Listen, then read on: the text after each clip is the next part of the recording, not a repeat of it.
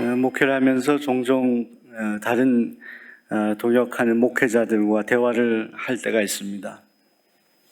한 목사님이 저에게 그런 간증 비슷한 고백을 한 일이 있습니다.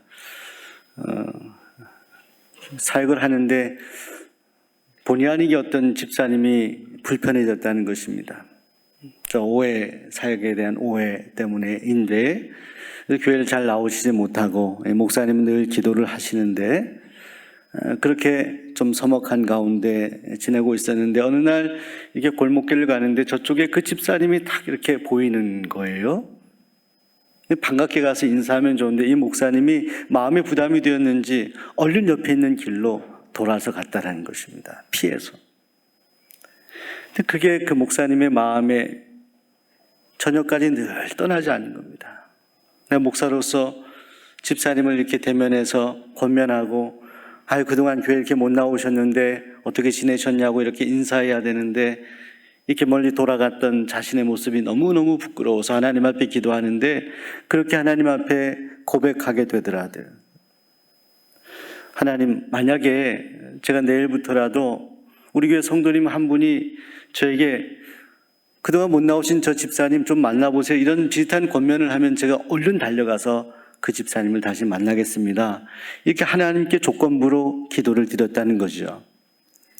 그리고 다음 날이 됐는데 교회에 어떤 일이 있었는데 어떤 성도님들이 오시는데 한 성도님이 목사님에게 그렇게 이야기를 하더래요. 목사님, 아무개 집사님 요즘에 참 보이시지 않는데 꼭 신방을 좀 가보시면 어떨까요? 이렇게 말씀하더래요. 목사님이 기도 하나님이 응답하신 거예요. 부담스럽지만 그 집사님을 찾아뵈었다는 것이죠. 그 다음에 여러 가지 이야기들은 길어서 다 말씀드릴 수는 없습니다. 때때로 사랑하는 여러분, 우리가 살아가다 보면 오해가 생기기도 하고 내가 생각하는 만큼 상대방이 나를 이해하지 못하고 해서 마음이 불편해지는 그런 관계가 생길 수 있습니다. 근데 그때에도 우리는 인간적인 생각이 아니라 하나님께서 오늘 우리 마음에 넣어주시는 생각대로 판단하며 살아야 할 줄로 믿습니다.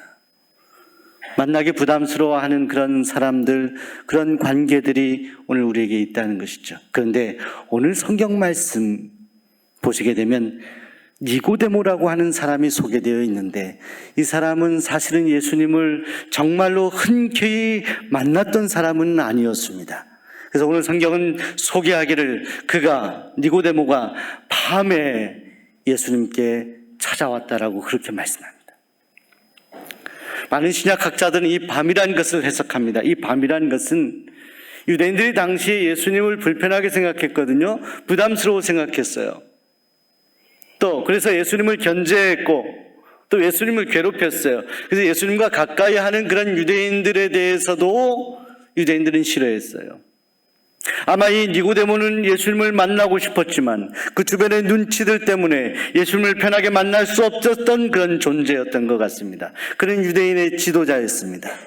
그가 밤중에 남들이 예상하기 어려운 그 밤에 아무도 보지 않은 그 밤에 예수님을 찾아왔다는 것입니다. 그리고 예수님께 말씀을 건네기를 정말 당신은 하나님께로부터 오신 선생이 맞습니다. 당신이 행하는 표적은 하나님께서 행하시지 아니하면 도저히 행할 수 없는 일이기에 하나님은 당신을 이 땅에 보내신 하나님이 보내신 사람입니다. 니고데모가 표적을 이야기합니다. 자, 그런데 여러분, 그런 니고데모의 이야기에 대해서 우리 주님께서는 이렇게 답변을 하십니다. 내가 진실로 진실로 내게 이르노니 사람이 거듭나지 아니하면 하나님 나라를 볼 수 없느니라. 자, 여러분, 니고데모는 예수님을 이렇게 칭찬하고 높였어요. 당신 대단하다고. 그 표적은 하나님의 능력으로 행하는 것이라고. 자, 니고데모의 관심은 그가 밤중에 찾아왔지만 호기심으로 주님을 찾아왔지만 그의 주된 마음의 관심은 표적이었습니다. 표적. 그런데 우리 주님은 그 표적을 언급하는 관심하는 니고데모에 대해서 주님은 하나님 나라와 거듭남을 말씀하셨어요. 대화가 이렇게 코드가 맞는 것 같지가 않아요. 주님은 거듭남과 하나님 나라에 대해서 밤중에 찾아온 니고데모에게 설명하시고자 했던 것 같아요. 자, 그 이야기를 듣고 니고데모가 궁금한 것을 질문합니다. 이 거듭남이라는 것에 대해서 질문하는데 니고데모는 다시 태어난다는 것이거든요. 그래서 어떻게 사람이 어머니 뱃속에서 낳는데 다시 들어가서 다시 태어날 수 있느냐고. 사람이 한 번만 태어나는 것이지 어떻게 두 번 태어날 수 있습니까? 이렇게 질문합니다. 반문합니다. 그런데요, 그 반문에 대해서 예수님께서 뭐라고 말씀하시냐면 오늘 5절에 보시게 되면 이렇게 주님이 말씀하십니다. 내가 너에게 진실로 이르노니 사람이 물과 성령으로 거듭나지 아니하면, 물과 성령으로 나지 아니하면이라고 표현되어 있습니다. 나지 아니하면 결단코 하나님의 나라에 들어갈 수 없는지라. 자, 여러분 보세요. 우리 주님의 대답은 결단코 거듭나지 아니하면 하나님 나라를 볼 수 없다라고 말씀하신 주님은, 니고데모가 다시 이 거듭남에 대해서 질문하였을 때 주님은 다시 말씀하시기를 물과 성령으로 나지 아니하면 하나님 나라를 이제는 갈 수 없다라고 말씀해요. 볼 수 없다, 갈 수 없다. 어디를? 하나님 나라를. 우리 주님의 관심은 온통 하나님의 나라였습니다. 새로워지는 것, 새로 태어나는 것, 이것을 밤에왔던 니고데모에게 말씀하셨습니다. 여러분, 물과 성령으로 거듭난다는 것, 물로 거듭난다는 것은 당시에 세례를 염두한 것입니다. 우리 교회에서도 작년에 세례를 많이 베풀었습니다. 이번에 연회 가봤더니 정말 우리 교회가 세례를 많이 베풀었던 것 같아요. 신도시에 먼 이동교인들이 많이 오는 그런 교회들 외에는 세례 베푼, 처음 예수 믿는 전도에서 세례 받은 그런 숫자가 많아서 입교인이 많이 늘었습니다. 저는 이 세례의 지표가 교회에 굉장히 중요하다고 생각합니다. 이것은 제가 중요하는 중요성보다 성경이 강조하는 중요성이 크기 때문입니다. 물과 성령의 세례. 그런데 여러분, 물 세례가 중요하죠. 그래서 윌리몬이라고 하는 그런 신학자가 최근에 썼던 Remember Who You Are라는 책이 있습니다. 이게 번역이 되었습니다, 최근에.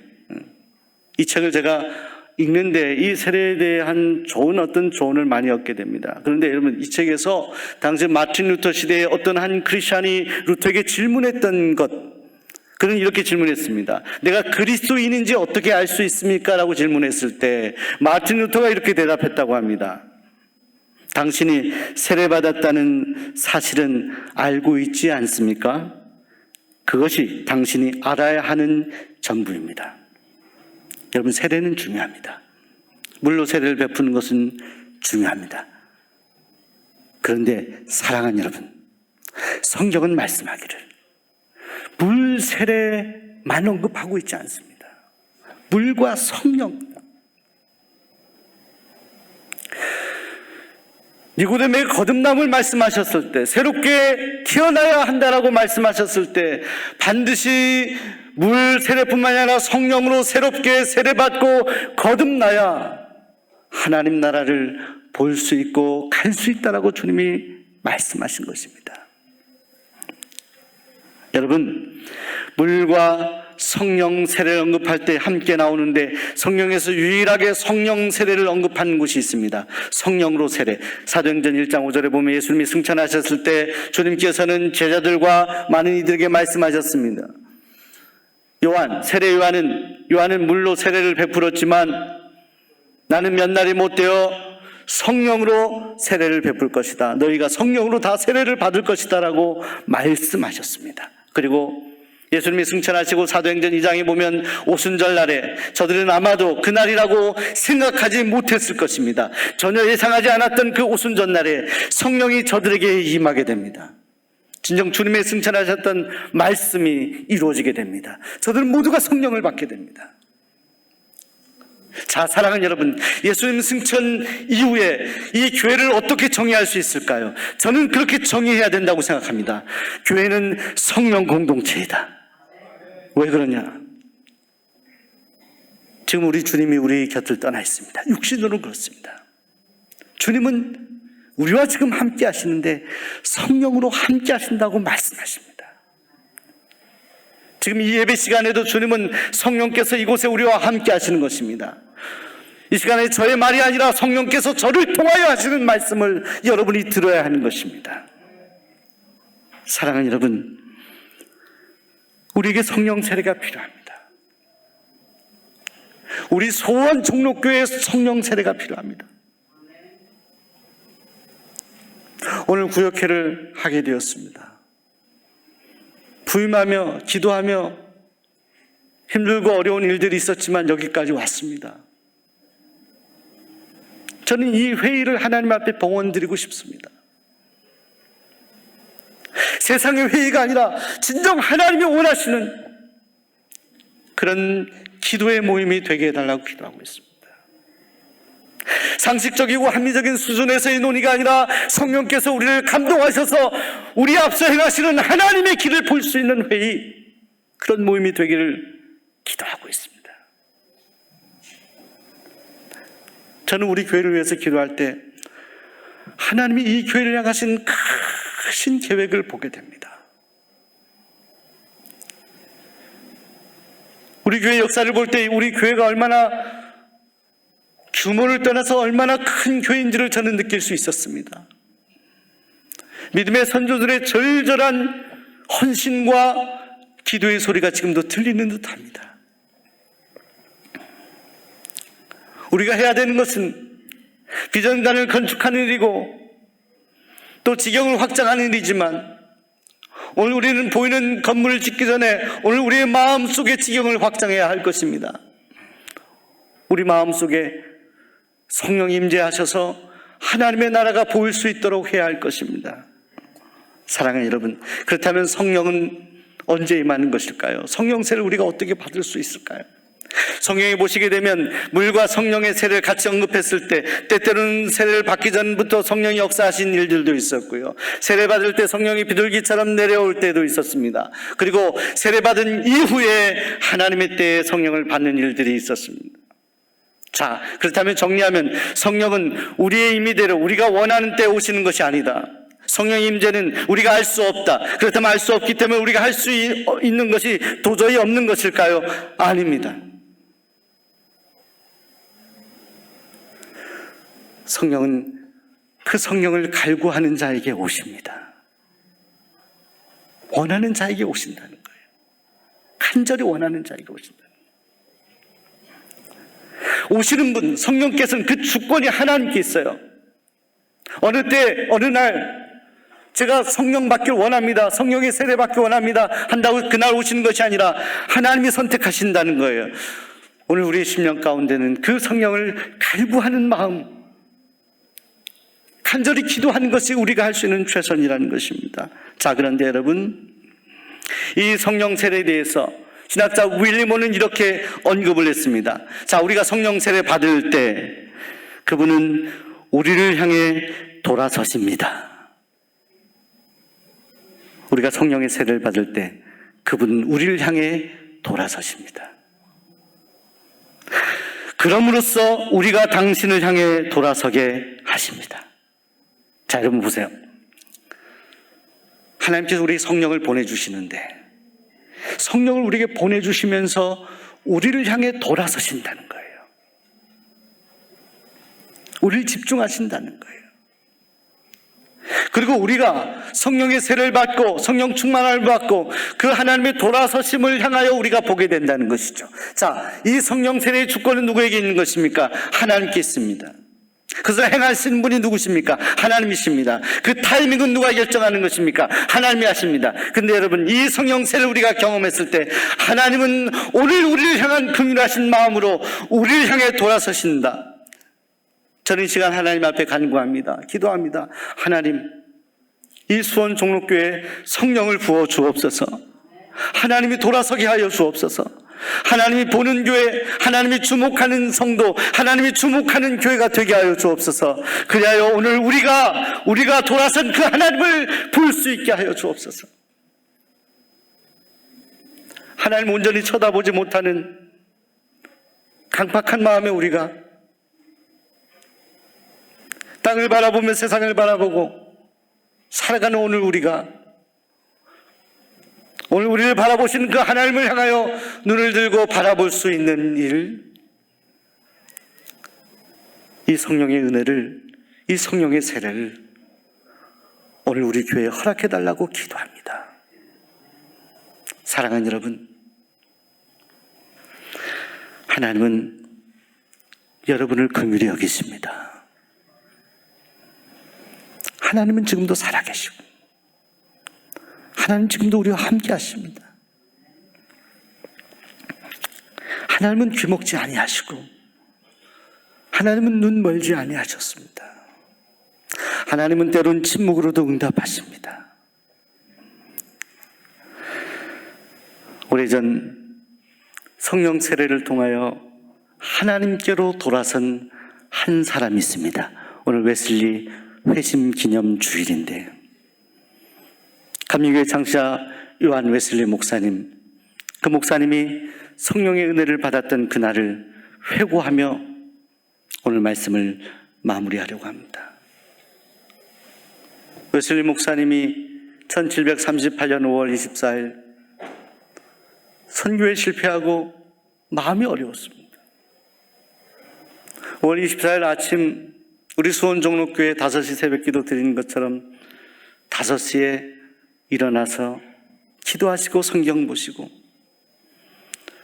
정오쯤 되었을 때도 말씀을 읽으면서 기도하여서 하나님이 감동하셨는지 오후에는 바울 성당이라는 곳에 가서 성가를 듣는데 하나님이 많이 위로해 주셨다는 것이죠. 웨슬리 일기에 그렇게 기록이 되어 있습니다. 그런데 그날 저녁에 일기에는 그렇게 기록이 되어 있습니다. 나는 도저히 내키지 않았는데, 자, 그의 표현으로 그는 아주 내키지 않은 마음으로 올더스 게이트 거리를 걸어가고 있었다고 합니다. 그리고 그곳에 모여있는 한 모라비안 교도들의 모임을 보게 되었고 참여하게 되었다는 것이죠. 거기서 누군가 로마서 주석 서문을 읽고 그것을 듣고 있을 때, 자, 웨슬리는 그렇게 표현했습니다. 나의 마음이 뜨거워졌다. 나의 마음이 뜨거워졌다. 자, 그는 그의 일기에서 이렇게 원문으로 그렇게 표현했습니다. I felt, 나는 느꼈다. My heart, 나의 가슴이 strangely, 이상하게 warmed라고 표현한다. warmed, 따뜻해졌다. 뜨거워졌다. 자, 그리고 나서 웨슬리 목사님 그 뜨거운 경험을 하고 나서 그가 마음에 들었던 그의 심경을 이렇게 표현합니다. 그의 글을 그대로 읽어보겠습니다. 번역된 그의 표현, 나는 내 마음이 이상하게 뜨거워지는 것을 느꼈다. 나는 이제 나 자신이 오직 그리스도만을 믿음으로 구원받았다는 것을 느끼게 되었다. 그리고 주께서 나의 모든 죄를 영원히 제거하셨고 나를 죄와 사망의 법에서 구원하셨다는 것을 확신하게 되었다는. 자, 여러분, 저는 웨슬리가 웜이란 단어를 왜 사용했을까를 고민하게 됐습니다. 뜨거워졌다 하면 하트라든가 파이어드라든가 뭐 달리 표현할 수 있는데 웜이란 단어를 사용했어요. 웨슬리가 정말 내 마음이 뜨거워졌다라는 표현으로 사용한 웜이란 단어를 묵상하며 제 마음속에 드는 생각이 있었습니다. 그의 고백 속에서 그가 마음이 뜨거워진 이후에 그가 오로지 바라보게 되었던 것은 자기 자신이 아니라, 자기 자신의 연약함이 아니라, 영국 사회의 상황이 아니라 오직 예수 그리스도였다는 것. 그분이 나를 구원하셨다는 것. 나의 죄를 영원히 용서해 주셨다는 그 죄사함의 고백을 하며 그 하나님의 사랑을 느꼈던 웨슬리의 가슴은 진정 뜨거워졌다라고 할 때 그 마음은 단순히 육체적인 뜨거움이 아니라 그 마음이 감동되었고 감화되었던 것입니다. 무엇일까요? 하나님의 사랑. 목사였지만 여전히 구원의 확신을 가지지 못하고 헤매었던 자기 자신을 향한 하나님의 긍휼하심에 대한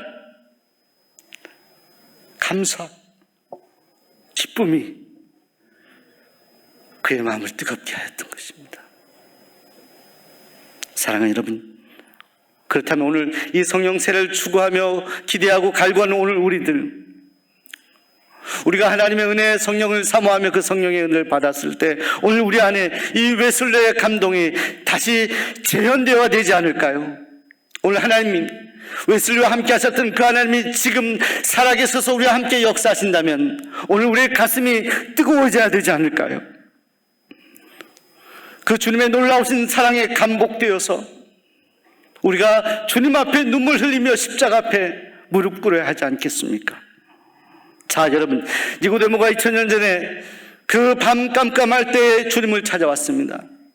거듭남에 대해서 잘 몰랐던 이 니고데모에게 물과 성령으로 거듭나야 한다고 말씀하셨던 주님. 그런데 여러분 보세요. 이 니고데모는 요한복음 3장에 나오고 그리고 잠시 잠깐 사라지게 됩니다. 그런데 요한복음 19장에 보시게 되면 예수님이 십자가에 달려 죽으셨을 때 예수님이 장사하신 그때 그 장례에 그곳에 니고데모가 나와요. 예수님을 위해서 모략과 침향 100근을 섞어놓은 준비한다. 그것을 주님께 드렸다 말씀. 예수님하고 전혀 이해관계가 없는 예수님의 몸이 죽음으로 이제 장사 지냈을 때 아무도 찾아오기 꺼려했던 그곳에 니고데모가 나타납니다. 자, 여러분, 그렇다면 오늘 우리는 니고데모의 변화가 진정 변화라고 우리가 인정할 수 있을 것입니다. 그는 진정 변화되었어요. 무엇으로? 그는 정령 성령의 세례를 받았던 사람이었습니다. 그는 진정 물뿐만 아니라 성령으로 변화되었던 사람이었습니다. 그러기에 그는 정말로 주님이 가장 고통스러웠던 때에 주님이 근처에 있었고 주님이 죽으셨을 때 그 장례의 현장에 눈물로 주님과 함께하며 가장 소중한 것을 주님께 드릴 수 있었습니다. 왜요? 주님이 가장 귀하신 분이기 때문에. 사랑하는 여러분, 웨슬리 회심 기념 주일을 맞이하여 오늘 우리가 한 가지 기도 제목을 놓고 기도할 수 있길 바랍니다. 주님, 우리가 물과 성령으로 거듭나게 하여 주옵소서. 성령으로 나게 하여 주옵소서. 나 자신의 육신의 생각들, 나 자신의 지식들, 경험들, 내가 주장하고 싶은 그 모든 것들을 주님 앞에 내려놓고 오직 성령을 갈구하며 하나님이 우리 마음속에 그리고 우리 공동체 안에 하나님이 주시는 그 놀라운 비전을 우리가 마음에 품게 하여 주옵소서. 영원히 우리를 사랑하신 그 십자가의 사랑, 그 사랑이 우리 안에 끊어지지 않게 하여 주옵소서. 샘물처럼 솟아나게 하여 주옵소서. 이 유일한 기도가 오늘 이 웨슬리 회심 기념 주일을 맞이한 오늘 우리의 심령 가운데 넘치게 되기를 소원합니다. 2008년 중국의 쓰촨성 지진이 있었을 때 많은 집들이 무너졌는데 시골에 한 집이 무너졌다고 합니다. 그때의 사진인데요. 구조대원들이 와서 그 흙더미를 제치고 건물 잔을 제치고 한 여인이 거기서 웅크리고 죽어 있었습니다. 그 시신을 수습하려고 하는데 그런데 놀라운 것은 그 안에 생명이 꿈틀거리고 있었습니다. 그 여인의 가슴 안에는 그 여인의 딸이 그 안에 있었어요. 울고 있었어요. 얼른 그 아이를 수습하고 살려냈습니다. 자, 그런데 여러분, 그 참혹한 현장 속에서 그 옆에 그 어머니와 그 아이의 그 옆에 휴대폰이 하나 놓여져 있었습니다. 그 휴대폰의 흙을 털고 가만히 보았는데 그 어머니가 마지막 숨을 거두기 직전에 그 아이에게 보낸 문자가 그 휴대폰에 기록되어 있었습니다. 그 문자에는 이렇게 기록되어 있었습니다. 사랑하는 아이야, 만일 내가 살아남으면 나를 꼭 기억해 주길 바란다.